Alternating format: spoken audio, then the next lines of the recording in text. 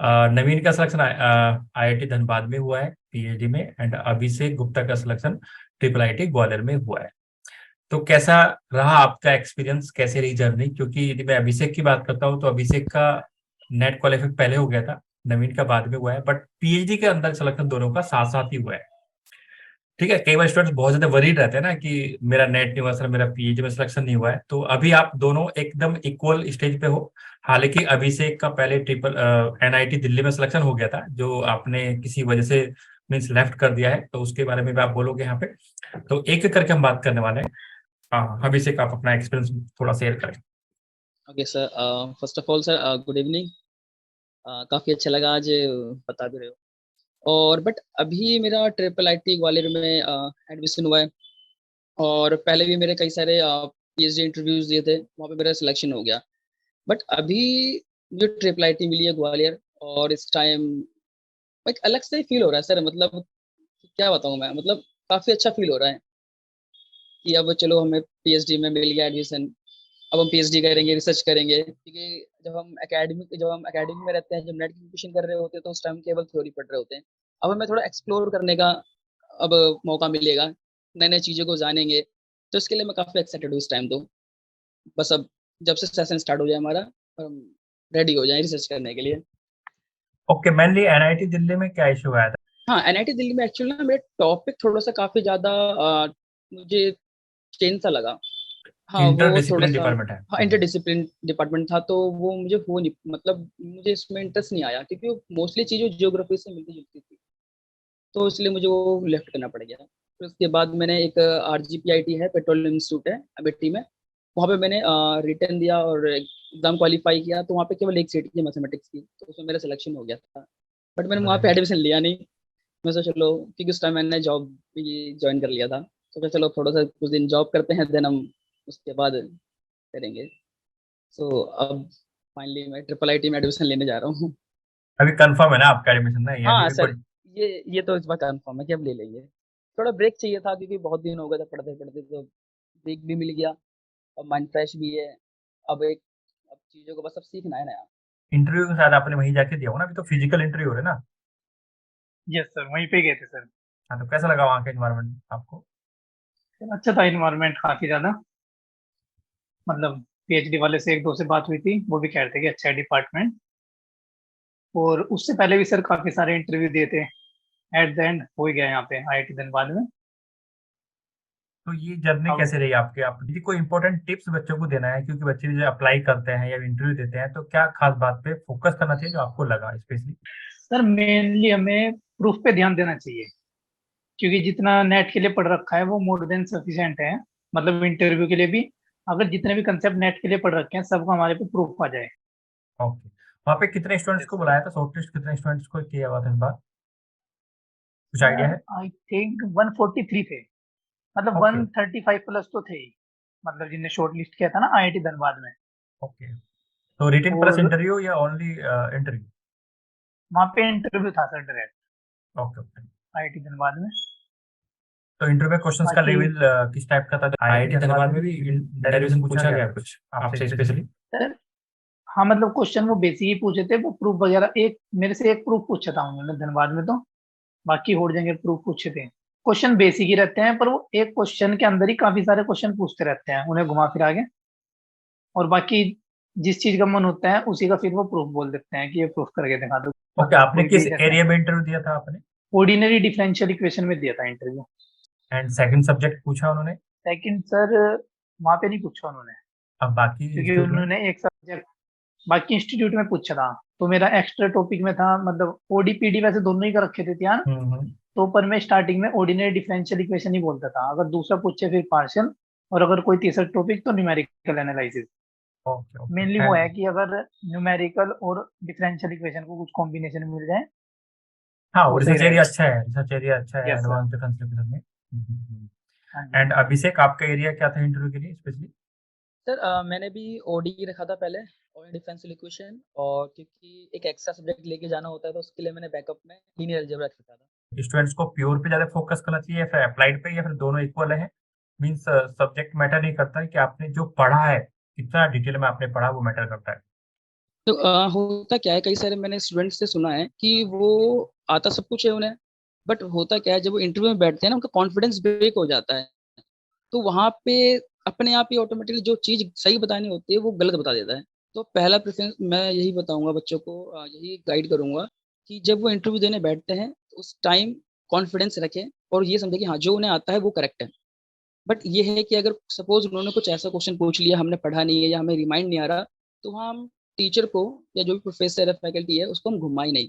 सीधे हम बोल दें कि नहीं आता सर, सॉरी, या कुछ भी जैसे। तो ये ओके, एडवाइस देना चाहूँगा इस बच्चों को मैं। फियर को कम करने का कोई तरीका, या फिर आपने जैसे इंटरव्यू फेस किया तो अपना मतलब टाइमली इम्प्रूव हो गया? क्योंकि ऐसा नहीं है कि आप फर्स्ट टाइम जाओगे और आप ऐसे बिंदास रहोगे, क्योंकि कहने का एक फियर रहता है स्टूडेंट्स के अंदर ना कि जब इंटरव्यू के हॉल में जाते हैं और 10-12 फैकल्टी, 5 फैकल्टी बैठा रहता है, तो कहने का एक माइंड पे प्रेशर रहता है। तो आपने उसको कैसे ओवरकम किया? क्या मतलब उस टाइम पे थॉट्स माइंड में आए? नहीं, एक्चुअली मैंने जो भी इंटरव्यू दिया ना, तो देखो जब बैठते हैं तो वहाँ थोड़ा बहुत तो होता ही है, डर सा लगता है। बट जब कोई भी मैंने इंटरव्यू दिया, उसमें से पहला इंटरव्यू मैंने आईआईटी दिल्ली में ही दिया था, उसमें सिलेक्शन हुआ था।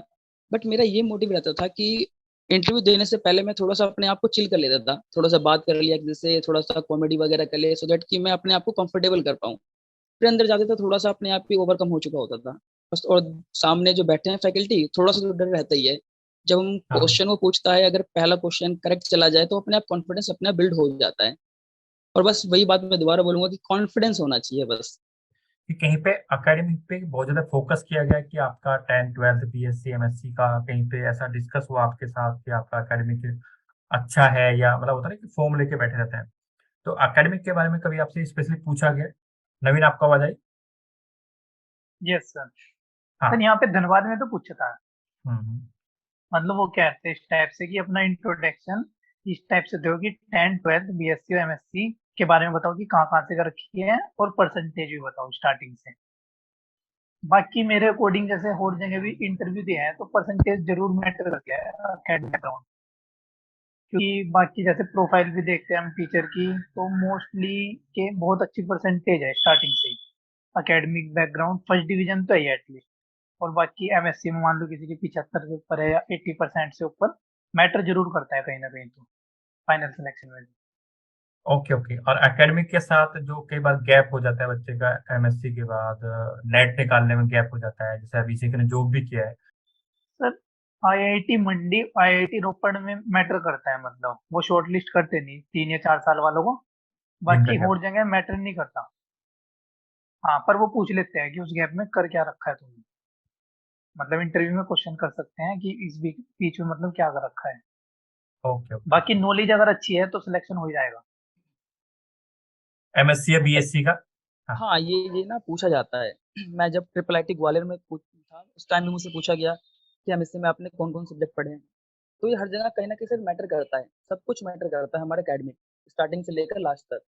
और जब ट्रिपल आईटी ग्वालियर में जब मैं इंटरव्यू दे रहा था, तो उनके पास मेरी रिज़्यूम पहले जा चुका था। तो उसमें लिखा हुआ था कि गेट नेट में ऑल इंडिया रैंक 14 है, उसके बाद गेट 2 टाइम क्वालीफाई है। तो फैकल्टी मुझसे पूछ रहे थे कि मतलब तुम केवल नेशनल एग्ज़ाम क्वालीफाई करोगे या पीएचडी में एडमिशन भी लेना है तुम्हें? तो ये मैटर करता है सर, मतलब पहला इंप्रेशन मुझे अच्छा लगा वो।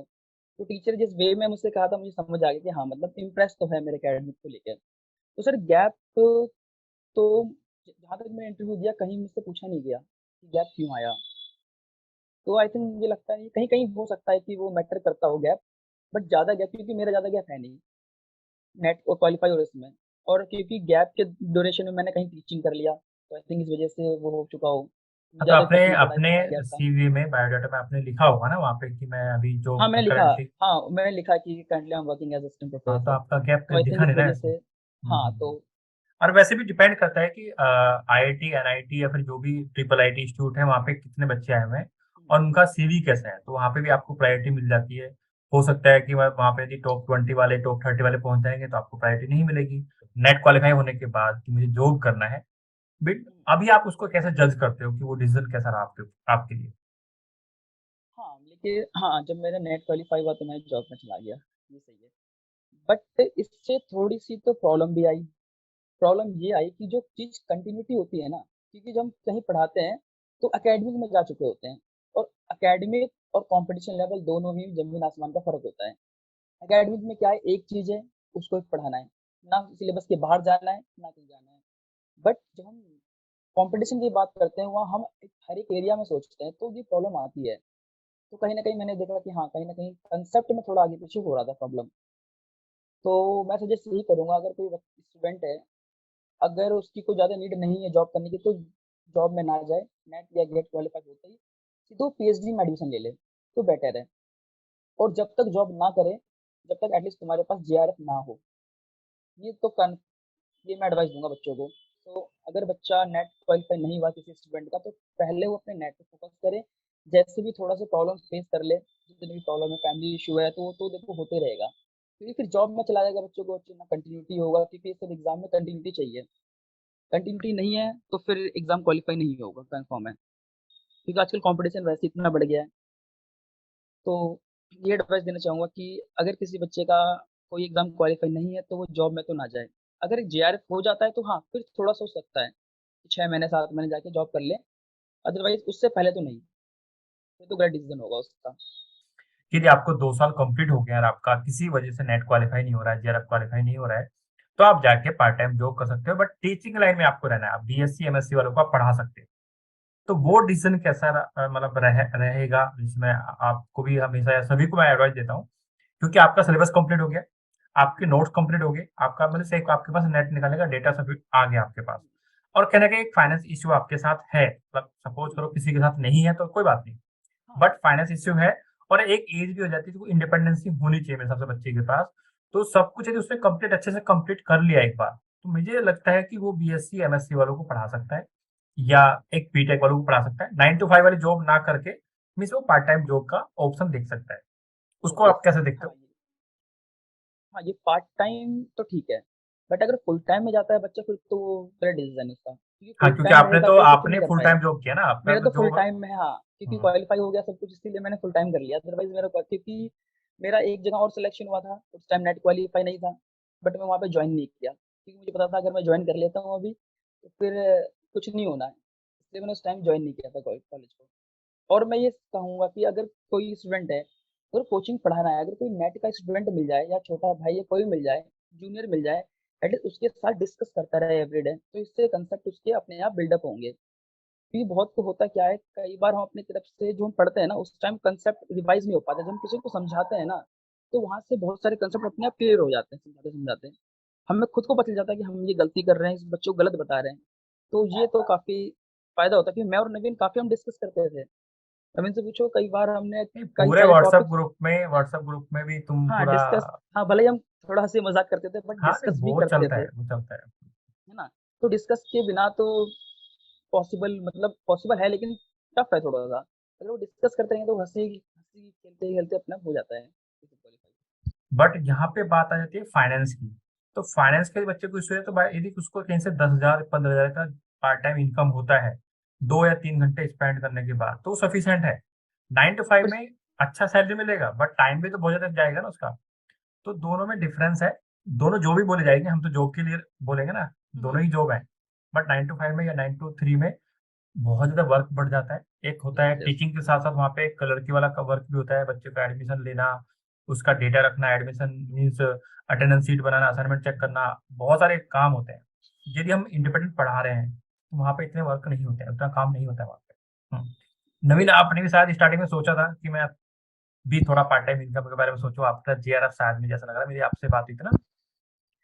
सर वो मैंने उसके बाद ही सोचा था, मतलब नेट के बाद ही, जब हो गया था ना जेआरएफ, उसके बाद उसके बाद सोचा था पढ़ाने के लिए। तो फिर प्लान बना तो मैं पढ़ाना स्टार्ट नहीं किया फिर, क्योंकि कुछ टाइम बाद मैंने सोचा कि अभी इंटरव्यू पे फोकस करते हैं, क्योंकि मेन टारगेट तो एडमिशन लेना ही था ना। Okay, okay. तो इसलिए फिर वो प्लान कैंसिल कर देता था। बच्चे अप्लाई करने से पहले बहुत ज्यादा फियर में रहते हैं, डरते हैं बहुत ज्यादा कि मेरा सिलेक्शन होगा नहीं होगा। मीन्स ये कॉन्फिडेंस जो मीन्स ट्रिपल आई मतलब आईआईटी धनबाद तक आप पहुंच गए। यस सर, अप्लाई तो लगभग सारी जगह किया था। सर बेसिकली मतलब जो आईआईटीज है ना, इंडिविजुअल कॉलेज की वेबसाइट वहाँ पे मिल जाती है, उनके जो फॉर्म आते हैं ना, फॉर्म अप्रोक्स ये जुलाई सीजन के तो आते हैं हमारे अप्रैल के आसपास। मतलब जब गेट का रिजल्ट आता है ना, 20 मार्च के राउंड, उसके बाद आने स्टार्ट हो जाते हैं फॉर्म। तो इंडिविजुअल वेबसाइट पे विजिट करना चाहिए स्टूडेंट को, वहां से डिटेल मिल जाएगी सब, कौन सा फॉर्म कब आता है। और उससे भी पहले उन्हें अपना एसओपी तैयार कर लेना चाहिए, स्टेटमेंट ऑफ पर्पस। वो काफी जगह मांगते हैं पीएचडी में अप्लाई करने के लिए, तो वो भी तैयार करना पड़ेगा उन्हें स्टूडेंट्स को। और बाकी एक बात और कहना चाहूंगा, मतलब जिस स्टूडेंट को क्वालिफाई हो जाता है ना गेट, मान लो अंडर 1500 रैंक है या अंडर 1000 रैंक है, तो उन्हें लगभग काफी सारी आईआईटीज में अप्लाई करना चाहिए। मतलब मोस्टली कहते हैं ना कि अंडर 300 रैंक है, 400 तभी शॉर्ट लिस्ट करेगी आईआईटीज, ऐसा कुछ नहीं होता। इस बार काफी अच्छी अच्छी आईआईटीज ने भी मतलब 1000 प्लस रैंक तक या अंडर 1000 रैंक तक शॉर्ट लिस्टेड करे हैं स्टूडेंट्स को, मतलब जिनका आईआईटीज का काफी ज्यादा नाम है। मतलब ये नहीं सोचना चाहिए कि यहाँ पे शॉर्ट लिस्ट होंगे या नहीं होंगे, अप्लाई कर देना चाहिए। क्योंकि कोई भी सही इन्फॉर्मेशन तो देता नहीं एग्जैक्टली। जब शॉर्ट लिस्टेड क्राइटेरिया आता है तभी पता लगता है, उनके मतलब वेरिएशन होता रहता है शॉर्ट लिस्टेड क्राइटेरिया में। और परसेंटेज तो मतलब मिनिमम तो 60 चाहिए हाँ शॉर्ट फर्स्ट लिस्टेड डिवीजन, के लिए। हाँ फर्स्ट हाँ, डिवीजन कुछ जो आपका आईआईटीज हैं जो 65 तक मांगते हैं, या मतलब 7.0 सीपीआई मांगते हैं। वो अलग अलग मैटर करता है शॉर्ट लिस्टेड में।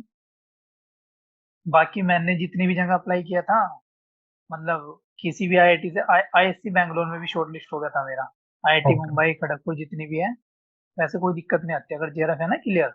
हम्म। और किसी के पास गेट है तो उसमें भी कोई प्रॉब्लम नहीं है, अंडर 500 रैंक या 1000 रैंक तक वो कोई इश्यू नहीं है। Okay okay okay. एंड जैसे अभी तो सब कुछ क्लियर हो गया, अभी आपका एडमिशन हो रहा है, तो आप इसमें मीन्स अभी कुछ प्रिपरेशन कर रहे हो, कोई लैंग्वेज सीख रहे हो या कोई सॉफ्टवेयर के बारे में जानकारी ले रहे हो, या भी ऐसा कुछ रिवीजन सोचा करना नहीं है? पड़ेगा। मतलब वैसे तो पढ़ रखा है मैटलैब, मतलब एमएससी में था, तो मतलब उसे इंस्टॉल करना पड़ेगा। सोचा था मैंने ये चीज भी कि थोड़ा मैटलैब और लेटेक। हम्म। लेटेक अभी भूल रखा ना, क्योंकि एमएससी 2020 में हुई थी, तो अभी ध्यान नहीं है उसकी कमांड वगैरह। बाकी ये यूजफुल तो रहेगा ही। और वैसे तो 1 साल तक कोर्स वर्क है, उसमें चलता रहेगा धीरे धीरे चीजें। तो अभी एनर्जी पूरी एकदम हाई एनर्जी है ना, एकदम ऐसा तो नहीं कि फिर अभी यस स्विच सर, करने का बिल्कुल। कहीं प्लान है? मतलब आपको मीन्स वहीं पे रहना है ना, आपको आईआईटी धनबाद में रहना है, और अभी अभिषेक आप भी कंफर्म हो ना वहीं पे रहोगे, या अभी आगे यस सर। मीन्स स्विच करने का प्लान है, ऑप्शन मिलेगा तो? ऑप्शंस नहीं तो सर, देखिए सर, कंफर्म है ऑप्शंस मेरा तो। मिलेगा तो आगे देखेंगे। नहीं, ऑप्शंस आगे कुछ और बनता तो देखेंगे, बट अभी तो कंफर्म है यहाँ पे।